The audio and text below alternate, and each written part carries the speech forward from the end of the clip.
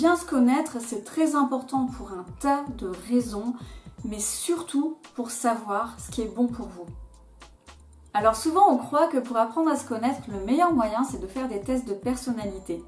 Alors ça c'est quelque chose qui est évidemment facile, hein, parce qu'on vous pose des questions, vous répondez, à la fin vous avez un résultat et voilà, vous vous dites ok, j'ai mon mode d'emploi, je connais mes qualités, mes défauts et on me dit que dans tel type de situation je réagis comme ça, donc voilà, ok.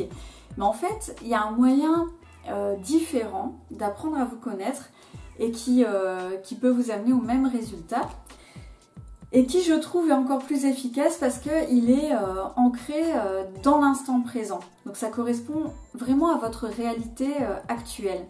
Et l'exercice que je vous propose là, il est à faire au moins sur plusieurs semaines. C'est un exercice qui va vous permettre d'identifier donc à la fois vos valeurs, vos besoins, vos croyances limitantes, vos croyances aidantes. Et pour ça, en fait, ce que vous avez besoin de faire, c'est d'avoir toujours un carnet avec vous, en fait. Ou alors, vous pouvez noter ça dans votre téléphone, hein, tout simplement.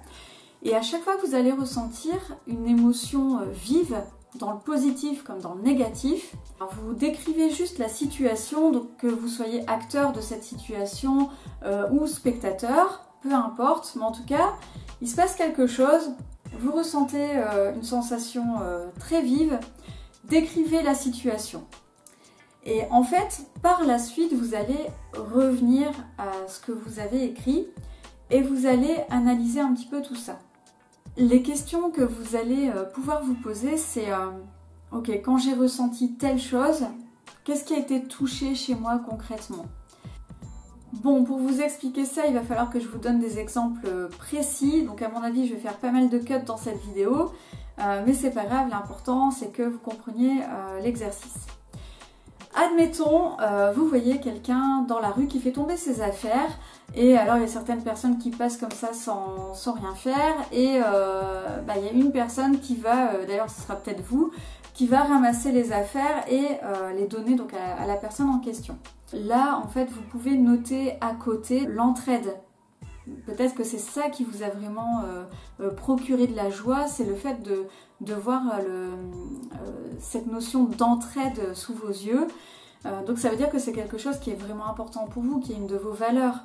Ou encore, peut-être vous entendez une de vos connaissances parler de quelqu'un en général d'une façon très négative, mais par contre quand cette personne est à côté d'elle, c'est tout un autre discours. Et à ce moment-là, la personne est toute mielleuse et vous vous dites ça c'est quand même quelque chose qui est un peu agaçant à voir. C'est de l'hypocrisie. Autre exemple, quelqu'un qui habituellement se sent supérieur aux autres vient demander de l'aide en toute humilité. Et ça vous touche. L'humilité, c'est peut-être quelque chose qui est très important pour vous aussi. Vous n'avez pas assez dormi et vous oubliez un tas de choses importantes. Dans ce cas-là, c'est un besoin, ça va être le fait que vous devez apprendre que vous avez besoin d'un certain nombre d'heures de sommeil. Vous voyez certaines personnes trouver leur voie, par exemple professionnelle, et vous êtes dans un job qui ne vous convient pas. Dans ce cas-là, vous avez peut-être vous-même un besoin de réalisation de soi. Vous avez vu votre famille et ça vous a rempli de joie. Alors là, c'est que la famille, c'est vraiment quelque chose qui compte pour vous. Vous avez rangé toute votre garde-robe alors que, à la base, vous êtes bordélique. Le fait d'être fier de vous parce que vous avez rangé toute votre garde-robe, ça c'est un besoin d'estime de soi.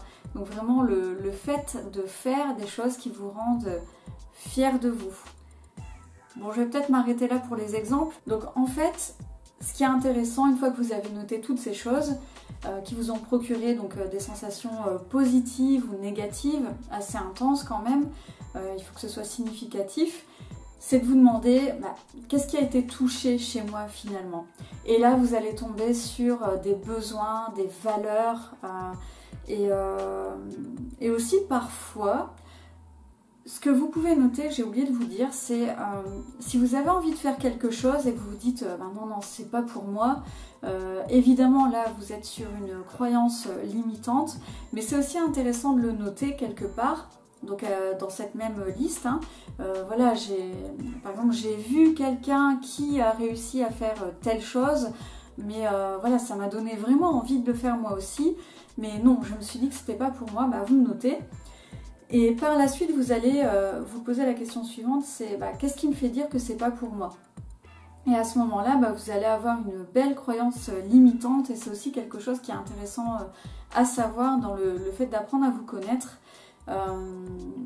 parce que c'est quelque chose qui peut vous empêcher d'avancer, et le fait de me noter, ça ne va pas être une solution, mais en tout cas vous savez que vous devez travailler là-dessus. Donc voilà ce que je voulais vous dire pour cet exercice. Vraiment, soyez à l'affût de ce que vous ressentez au jour le jour. Donc c'est intéressant, au lieu de vous dire voilà, je vais avoir mon mode d'emploi et comme ça, ok, je sais, je me connais, etc. C'est intéressant de vous étudier au quotidien parce que finalement, la connaissance de soi, c'est quelque chose qui n'est jamais terminé. Hein. On est en constante évolution, enfin je l'espère pour vous, mais c'est vraiment ce que je crois.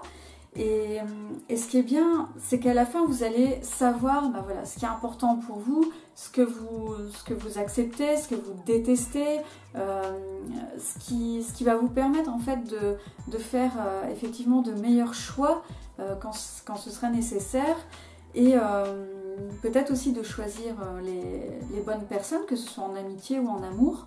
Moi, je pense que ce que je vous dis aujourd'hui, c'est quelque chose d'extrêmement puissant, qui va vous permettre d'avoir une vision vraiment réelle de qui vous êtes maintenant, et aussi de qui vous voulez devenir. Essayez de toute façon, comme d'habitude, envoyez-moi vos questions en commentaire ou envoyez-moi un email à l'adresse stéphaniemock@gmail.com. Et n'oubliez pas de demander votre séance découverte si vous ne l'avez pas encore fait. Comme ça on pourrait voir cet exercice-là en particulier ou en faire d'autres, ou simplement parler des objectifs que vous voulez atteindre.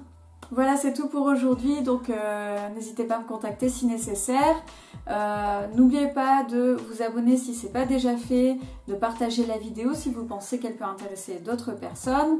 Moi je vous dis à bientôt pour la prochaine vidéo. Salut!